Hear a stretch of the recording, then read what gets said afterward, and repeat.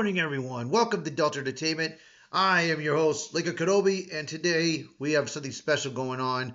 And before we keep going, I would like you guys please hit that like button and please subscribe to my channel. Would appreciate that very, very much. All right, so we got the latest on what's going on. So here we go.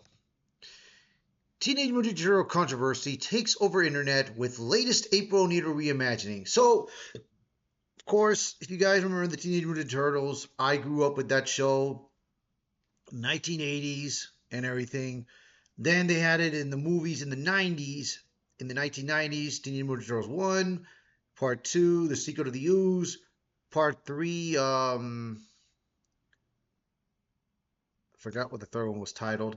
But then I saw the animated version, the CGI version, and the other animated. And then, of course, we had Seth Green, who kind of changed a bit of the Teenage Mutant Turtles history, making April Needle not only a race swap, but making her overweight, as in fat. And I did see and I did have the latest collection of the 2002's Teenage Mutant Ninja Turtles, and I enjoyed it. The show, it was pretty good, bro. It is pretty good. So, without further ado, let's get into this and see what is going on with this series. All right, all right, all right, all right. It's another day and another opportunity for the entertainment industries to prove their virtue through essentially swapped fictional characters. The world is saved. I will straight up admit to not being a devoted fan of Teenage Mutant Ninja Turtles. I liked the original cartoon series and thought the first two live action movies were awesome, yet Vanilla Ice made the second one even more awesome. I fell off of the Turtle Party wagon after that. Sadly, however, I do know the basic four color coded turtles, each named after a famous artist and their mentor Splinter, who is a giant mutated rat that can do ninjutsu.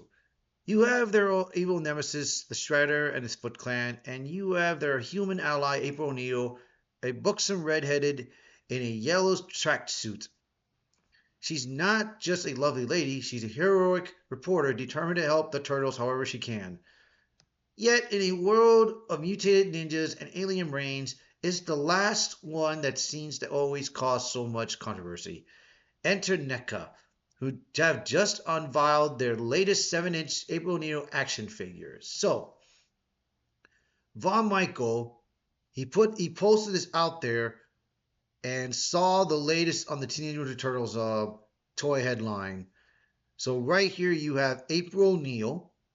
As you can see, she's race swapped once again, race swapped.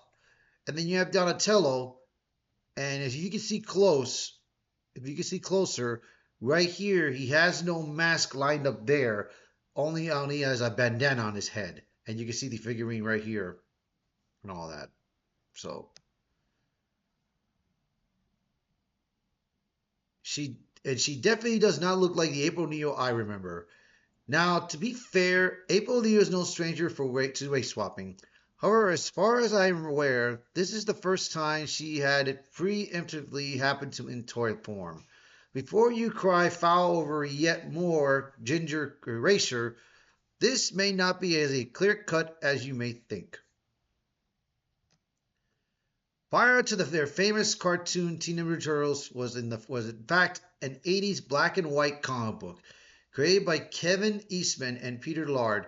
Notable differences between the book and the toon included the fact that the turtles weren't color-coded. Splinter was a rat and not a mutated human.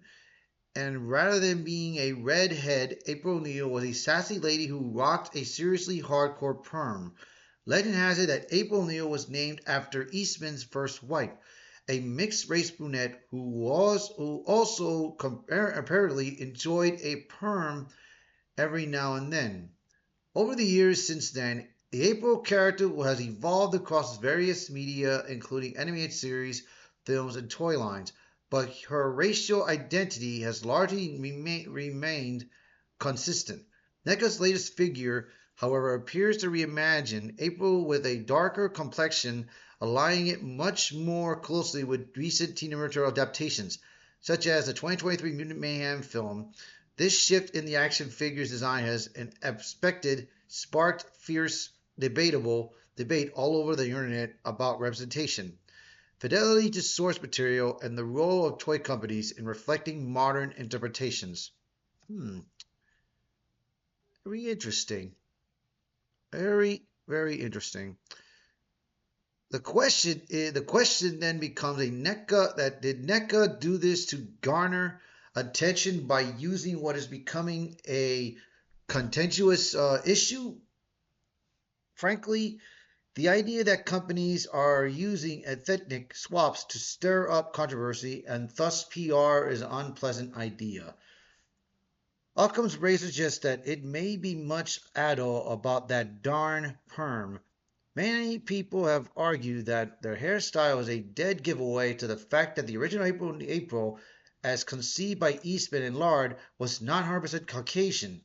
At the same time, however, arguments on the other side claim that 90% of the women of all races in the 80s had this sort of pyramid hairstyle, so it isn't exactly a foolproof argument. The issue is further compounded by the fact that another character, Baxter Stockman, was definitely portrayed as an African American in the original comic, only to be whitewashed later on the cartoon. Mirage comic panels of Baxter and April together clearly show a difference in skin tone between the two. However, in the case of the whitewashing for Baxter Stockman, it may have been due to the kid's cartoon not wishing to portray a villain as black who is trying to delete the beloved Splinter.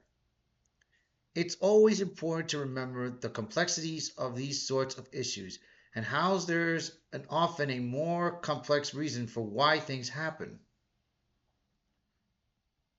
Okay. Hmm. So Baxter was black, in the comic book issues, huh? Huh. Interesting.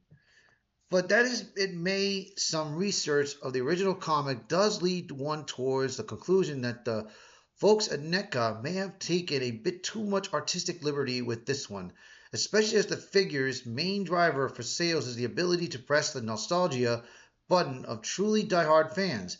As of this article, NECA has made no comment on the matter.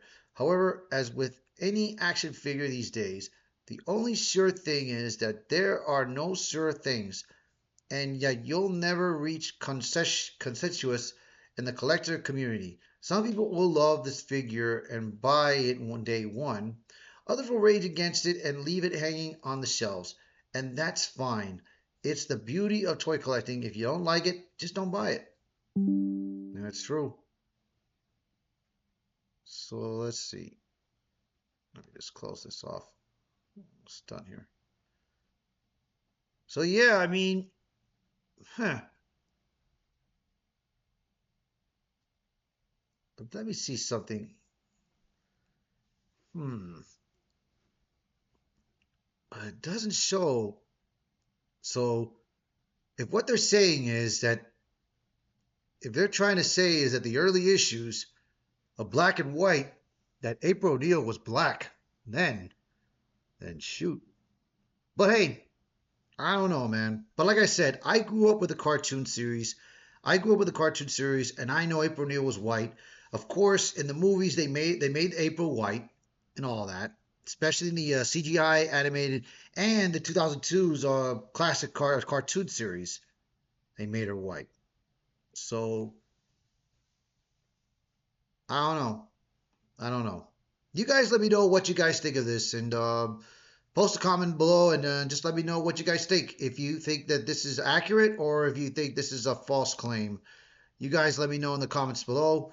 I think, to me, the facts could be there. That could be the evidence, But like I said, dude, I've never read the original comic book of the Teenage Mutant Turtles. But one day, one day the truth will come out. So thank you all for watching this video and thank you for being part of the channel. So please share this video, post a comment below, let me know your thoughts. And as always, thank you all so much for watching this video and I hope to hear from you guys very soon. Bye for now.